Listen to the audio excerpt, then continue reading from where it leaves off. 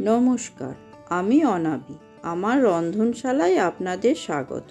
আজ দেখাবো কুমড়ো পাতার বড়া। কিছুটা কুমড়ো পাতা বেছে ধুয়ে জল ঝরিয়ে আমি রেখে দিয়েছি। তারপর একটা মিক্সার গ্রাইন্ডারে বেশ খানিকটা পোস্ত আমি পেস্ট করে নেব।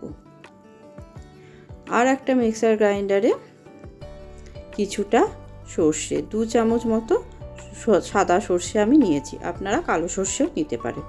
আর 2টো লঙ্কা দিয়ে ভালো করে পেস্ট করে নিয়েছি। এবারে সর্ষে, পোস্ত আর এটাতে কিছুটা নারকেল কোড়া নিয়েছি, এই 3টে একসঙ্গে আমি মাখবো। এবার খানিকটা লবণ এতে আমি দিয়ে দিলাম। এবার সর্ষে, পোস্ত আর নারকেল কোড়াটা খুব ভালো করে আমি মেখে নেব।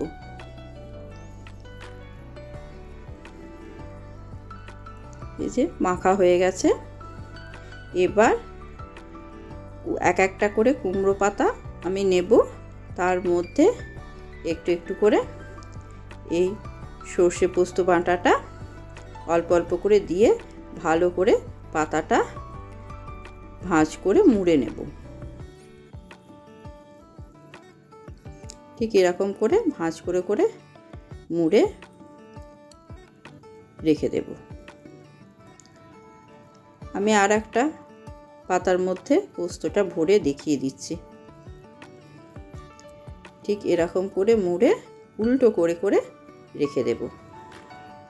এরকম করে সব পাতাগুলোতে এই সর্ষে পোস্তটা রেখে দিলাম। এবার কড়াইয়ে নিলাম, তাতে অল্প খানিকটা তেল দেব। সর্ষের তেলেই আমি রান্নাটা করব। এই বড়াটাতে খুব বেশি তেল লাগে না, অল্প তেলেই ভাজা হয়ে যায়। তেলটা গরম হলে একটা একটা করে এই বড়াগুলো আমি দিয়ে দেব। যেই দিকটা ভাঁজটা করা আছে সেই দিকটা তেলের দিকে দিয়ে কিন্তু বড়াগুলো ভাজবেন। প্রথমে সেই দিকটা তেলের দিকে দেবেন।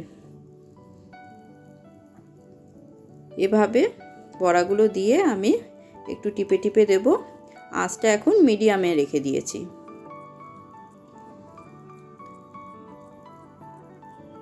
এভাবে উল্টো পাল্টা করে একটু খড়া খড়া করে বড়াগুলো আমি ভেজে নেব।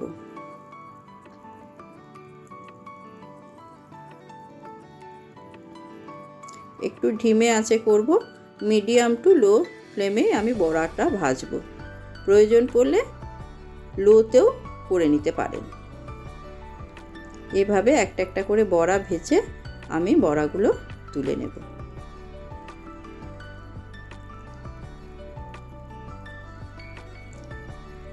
সব বড়াগুলো এরকম করে ভেজে আমি তুলে নেব। ব্যাস হয়ে গেছে কুমড়ো পাতার বড়া।